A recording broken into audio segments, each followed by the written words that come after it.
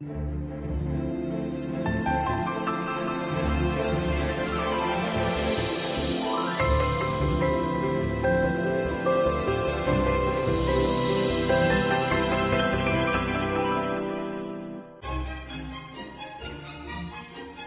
年6月27日，作为第12届中法文化之春的重点演出剧目，由法国兰斯喜剧院创作的现代版《吝啬鬼》在上海大剧院上演。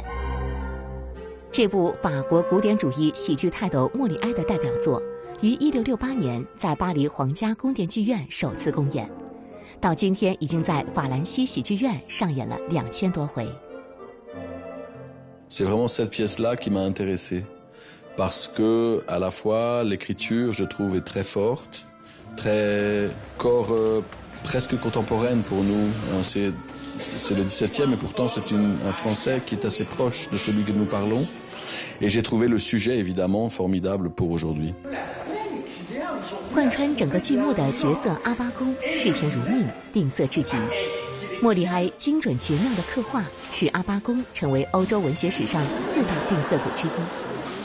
Le seul moment où il pleure, où il est triste, c'est parce qu'il pense qu'on lui a volé son argent. C'est le seul moment où il est un peu sensible, un peu triste. Et ce qui est intéressant à jouer ce personnage, c'est de pousser cette folie, d'accepter, de ne pas vouloir sauver le personnage, de lui trouver des excuses, mais au contraire d'aller au fond de sa folie. 与传统吝啬鬼重点突出阿巴公这一反面角色不同，在兰斯喜剧院的演绎下，剧中的每个角色都展现了灰暗病态的一面。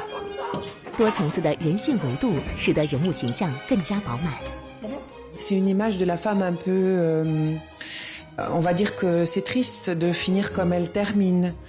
Mais c'est un parti pris violent sur ce personnage-là, mais parce que le manque d'argent peut amener parfois les gens à être dans cette nécessité et cette façon de vivre à un moment donné l'expérience ou la vie de manière violente, c'est le désespoir aussi. 全新设计的舞台场景让演员们置身于阿巴公家堆满的货物中，仆人们面无表情地在这里进进出出，运货验货。冲突和战争持续爆发。Ça a mis dans l'idée de Ludovic l'idée que tout est marchandise, tout est à vendre, même les enfants sont à vendre, et qu'il y a toujours comme dans un entrepôt, des transferts du business qui se fait, quoi. Puisqu'Harpagon a beaucoup d'argent, mais il ne veut pas le donner, et tout le monde manque d'argent autour de lui, et donc tous les rapports humains sont pervertis par ce désir ou ce manque d'argent ou cette frustration. Et c'est ça qui est très intéressant dans le mécanisme de la pièce et qui reste quelque chose de très actuel.